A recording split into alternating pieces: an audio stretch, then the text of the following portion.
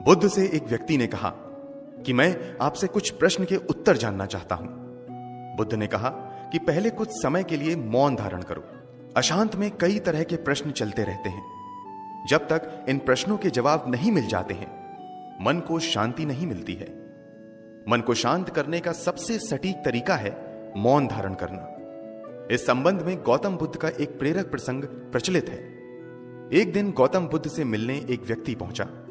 वह व्यक्ति बुद्ध से बोला कि मैं आपसे कुछ प्रश्न पूछना चाहता हूं, कृपया आप मेरे प्रश्नों के उत्तर दीजिए। बुद्ध ने देखा कि वह व्यक्ति बहुत अशांत लग रहा है। उन्होंने कहा कि मैं तुम्हारे सभी प्रश्नों के उत्तर दे दूंगा, लेकिन तुम्हें 1 साल तक मौन धारण करना होगा। उसके बाद तुम जो भी कुछ पूछना चाहते हो पूछ सकते हो।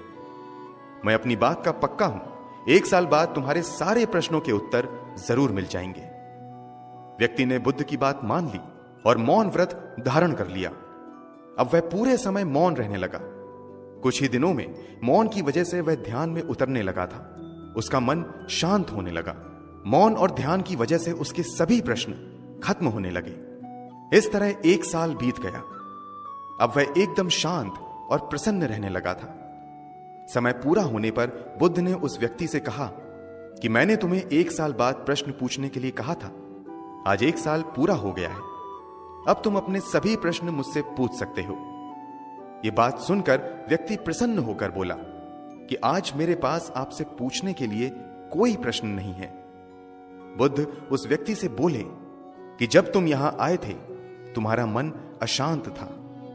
जब किसी व्यक्ति का मन शांत नहीं रहता है तो उसके मन में प्रश्न उठते रहते हैं। अशांत मन परेशानियों का कारण बनता है। हमारे मन की 2 अवस्थाएं हैं। एक में प्रश्न होते हैं और दूसरी अवस्था में उत्तर होते हैं।